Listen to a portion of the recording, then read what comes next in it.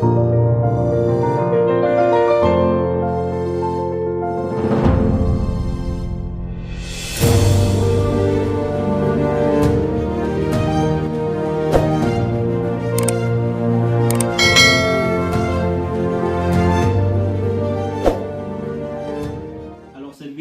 est tout à fait spécial. Nous allons parler sur un sujet très important. Aujourd'hui, c'est la journée mondiale des droits des femmes. Autrement dit, c'est la journée internationale des femmes. Alors, on n'est pas tout seul. Nous avons avec nous notre frère, notre ami. Il s'agit de Brother Bed. Et certainement, avec Brother Bed, on va faire une chose extraordinaire ce soir. Bonsoir, M. Polinis. Bonsoir également à tous les internautes qui viennent nous visualiser en ce moment. C'est un plaisir de vous retrouver sur votre plateau et je crois que c'est un moment de gloire pour nous et nous allons parler de tout et de rien, je peux dire, mais précisément de cette journée qui est consacrée directement aux femmes. C'est un plaisir d'être là. Alors, je vous dis infiniment merci d'être venu et ce sera un moment extraordinaire que nous allons passer ensemble, Ben. Et dis-nous, à quel sentiment quand tu as reçu l'invitation pour parler sur cette journée et la journée mondiale des droits des femmes? Bon voilà, j'étais surpris, j'étais épaté, très ému parce que c'est ce que j'attendais, surtout pour dédier les souhaits cordiaux à ma femme directement. Alors je sais que surtout les Haïtiens, ils mettent pas trop d'accent sur ce jour, mais c'est vraiment instructif et ça dit grand chose surtout pour les femmes. J'ai été ému et ça fait plaisir jusqu'à présent.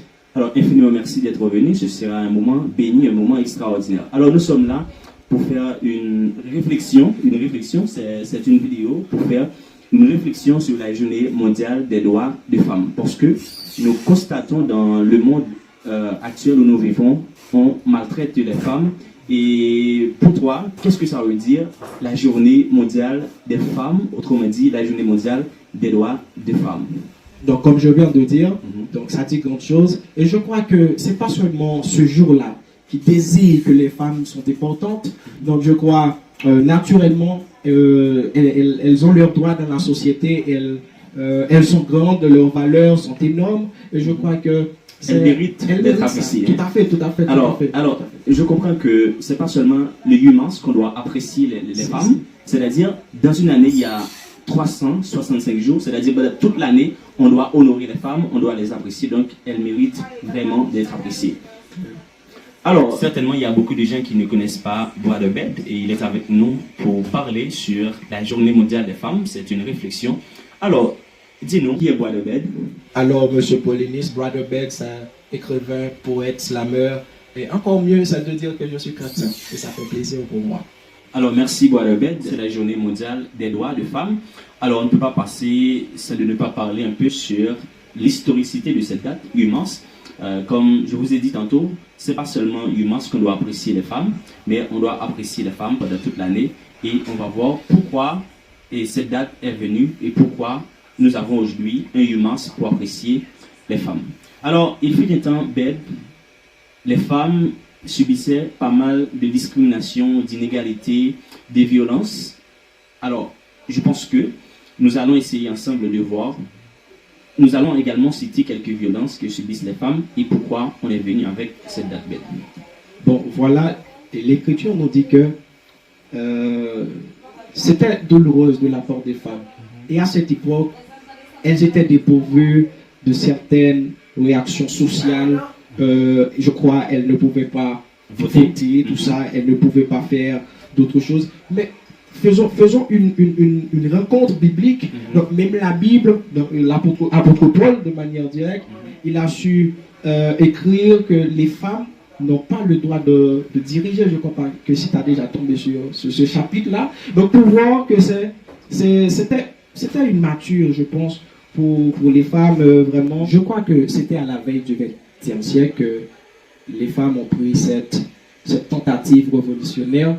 Je crois en Europe et également aux États-Unis, elles militaient pour leurs droits qui vraiment n'étaient pas respectés d'une certaine manière. Et jusqu'à date, ce droit-là continue à être au bilan de tout. Et elles méritent cela. Je pense que c'est une révolution qui n'a pas eu trop de regrets d'une certaine manière. Ça fait bien à la nature, à l'humanité. Je crois qu'elle mérite cela.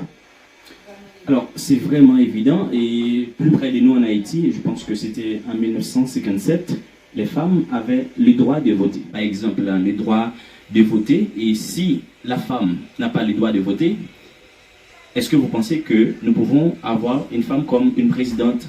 On ne peut pas avoir un sénateur, un député, un magistrat comme des femmes. Est-ce que vous voyez? Mais maintenant, après cette révolution, les choses ont commencé à changer. Vous voyez? Maintenant, nous avons des femmes comme première ministre, nous avons des femmes comme magistrats, sénateurs. Donc, c'est pour vous dire que cette révolution est vraiment fructueuse. Après cette révolution, les femmes ont commencé à émanciper. Alors, voilà le mot. Donc, c'est une journée de réflexion pour l'émancipation des femmes de la société. Parce que il y a ce qu'on appelle le stéréotype. Le stéréotype, c'est une idée qu'on a sur quelque chose. Parfois, c'est vrai, mais c'est pas vraiment une chose exacte. Parce que le plus souvent, on pense que les femmes, elles n'ont pas la capacité. Mais les femmes, elles peuvent faire beaucoup de choses. Alors, si on fait un rétrospectif dans la Bible, dans la genèse des choses, quand Dieu a créé Adam, et Dieu a dit que il n'est pas bon que l'homme soit seul, d'accord? Et nous comprenons que l'homme avait besoin d'une aide. C'est-à-dire, la femme, c'est un prolongement de bras pour les hommes. Donc, les femmes, elles jouent un rôle crucial, un rôle très très important, donc elles méritent d'être appréciées. Et pour continuer avec l'abus qu'on faisait aux femmes, dans la Bible, je ne sais pas si tu te souviens de cette histoire-là, où Jésus a su donner du pain et poisson aux 5000 hommes. C'est-à-dire, on ne mentionne pas les noms des femmes. Clair. Donc, pour voir que c'est pas un abus récent. C'était déjà existé au temps lointain. Et je crois que cette révolution-là dit quand même grande chose. Et si moi, si je pouvais avoir le pouvoir, je continuerais cette révolution afin que leurs droits soient respectés d'une certaine manière. Donc ça, c'est vraiment évident. Alors, je veux que les femmes sachent qu'elles sont vraiment importantes. D'accord? Mais on dit souvent, on parle de certaines femmes dans la Bible, des femmes modestes. C'est-à-dire, quand on est modeste, la modestie, parfois, on cache ce que vous êtes. Ça ne veut pas dire que vous n'avez pas l'estime de soi. Est-ce que vous voyez? Si. Mais il faut savoir exactement ton rôle. D'accord? Si nous prenons, par exemple, Sarah dans la Bible, elle appelle Abraham mon Seigneur. Est-ce que quand Sarah appelle Abraham mon Seigneur, est-ce que ça veut dire que Sarah n'est pas importante? Non. Ça veut dire elle respecte son mari. Parce que dans la Bible dit, homme, tu dois aimer ta femme. D'accord? Autre chose, c'est que il y a, dans toute l'histoire de l'humanité, il y a pas mal de femmes qui ont pris leur destin en charge. Qui ont marqué l'histoire. D'une certaine manière. On a beaucoup de célébrités féminines. Et donc, je peux citer, il y avait Olympe de Gouges. Elle était, je crois, une Allemande. Donc, cette femme-là, elle était l'une des pionnières du concept féminisme afin que leurs droits soient respectés. Il y avait notamment Hubertine Auclair, il y avait Simone de Beauvoir, une fameuse écrivaine, vous voyez. Quand tu parles de Simone de Beauvoir, il y avait une citation de la part de cette dernière. Elle a dit, on ne naît pas femme, on le devient. Donc ça c'est vraiment évident. Tu veux continuer à citer?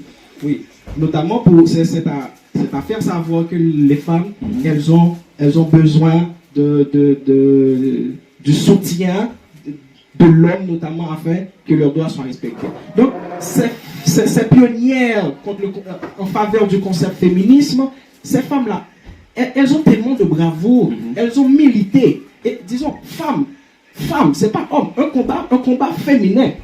Donc, de manière naturelle, les hommes, d'après ce qu'on fait, on fait savoir, ce qu'on fait remonter à l'esprit, c'est qu'en manière de force, en manière de courage, on met souvent les hommes à l'échelle. Mais imaginez une révolution féminine d'une certaine manière, je m'excuse, donc pour voir qu'il n'y avait pas le soutien des hommes.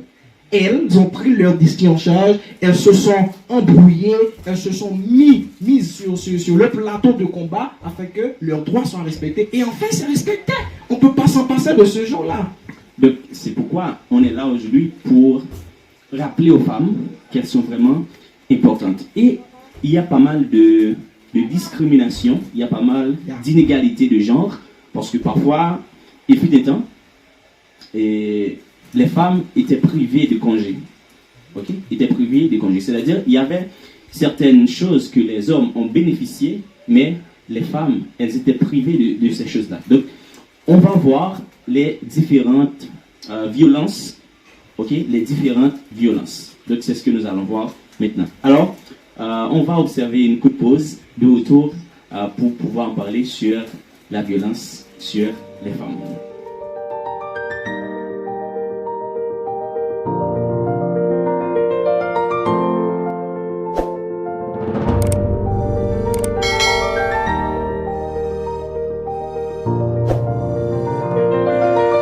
Maintenant, nous allons voir quelques violences que subissent les femmes. Premièrement, il y a ce qu'on appelle la violence verbale.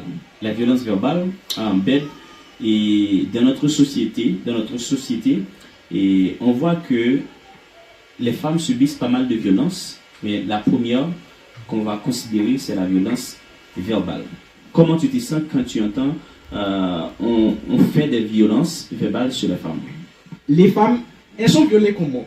Elles sont violées, comme je viens de dire, le silence. Elles sont violées, le fait qu'elles ne trouvent pas ce qu'elles ont besoin, le logement, l'argent pour fonctionner, tout ça. Alors, quand tu parles de besoin, on peut citer une autre violence. Il y a ce qu'on appelle la violence économique. Parfois, il y a certains hommes qui disent, puisque tu es femme, tu dois rester à la maison. Parce que je m'en souviens. Parce que je m'en souviens, j'ai écouté une musique disant tu es femme, ta place c'est à la cuisine. Ok? Femme, ta place c'est à la cuisine. Donc les femmes ne sont pas faites seulement pour cuisiner. D'accord? Donc il y a ce qu'on appelle la violence économique. Quand tu as une femme et tu ne donnes pas de l'argent à cette femme-là, ça c'est une grande violence. C'est-à-dire même si la femme travaille, d'accord? Mais tu dois donner de l'argent à elle. Tout ça, ça compte. Mais je crois que ce qu'elles ont le plus besoin, c'est l'attention. C'est de l'or, l'attention. Ça s'imprime, hein?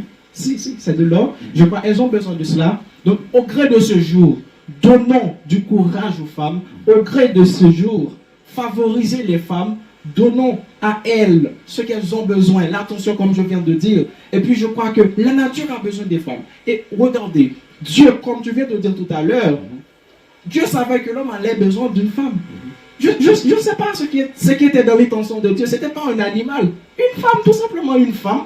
Donc je crois qu'elles font bonheur à la société, elles font bonheur à la nature, les femmes. Alors, ce que je veux dire aux hommes qui maltraitent les femmes, surtout ceux-là qui frappent les femmes, il y a quelqu'un qui dit, si quelqu'un, c'est-à-dire un homme qui frappe son épouse, eh bien cet homme-là, c'est une femme. C'est-à-dire, tu n'as pas nul droit de maltraiter ou du moins de frapper une femme. Par exemple, dans une relation amoureuse, donc si on a une relation et on ne peut pas continuer, donc ça vaut la peine, de ne pas continuer. Est-ce que vous voyez? Mais pour moi, il est vraiment anormal quand on frappe les femmes. Donc, il nous faut vraiment montrer aux femmes qu'elles sont vraiment importantes. On doit les aimer, on doit les apprécier. Et avant tout, avant de rentrer directement dans la conclusion, je tiens à dire que sans la femme, l'homme notamment ne pourrait pas continuer sa réussite, prolonger sa réussite. Je pense que la Bible dit l'homme n'est point sans la femme. Et la femme non plus n'est rien sans l'homme. C'est-à-dire, c'est un travail commun, un travail collectif. Exactement. Ok? Quand on voit l'homme, on voit la femme. Quand on voit la femme, on voit l'homme. Donc c'est vraiment, vraiment important. Donc, il y a ce qu'on appelle la discrimination de genre. Vous voyez? Comme je vous ai dit au commencement, puisque c'est une femme, elle n'a pas le droit de travailler, elle n'a pas le droit d'avoir une maison, elle n'a pas le droit d'avoir une voiture. Est-ce que vous voyez? Donc les femmes, jusqu'à présent, jusqu'à cette présente minute, elles sont privées de pas mal de choses. Donc il est temps d'apprécier les femmes pour leur mettre à leur place véritablement. Et je crois qu'il y a une Américaine, donc elle était tellement vouée à son travail que tu sais que autrefois le racisme faisait sa vulgarité, c'était divulgué partout. Et je crois que lorsque ce concept-là allait bannir, il y avait une américaine, je ne me souviens pas de son nom, donc elle était très embauchée à cela, elle se donnait entièrement corps et âme, et voilà, les femmes, je crois, il y a des femmes qui sont même plus célèbres que certains hommes. Elles ont leur valeur. Ok, avant de partir, est-ce que tu te souviens en classe une femme, ou du moins une fille qui t'a marqué, c'est-à-dire une femme, autrement dit, une fille brillante que tu connaissais quand tu étais à l'école, je ne sais pas dans quelle classe? Ah oui. Et son nom était Berlinda. Elle était poète.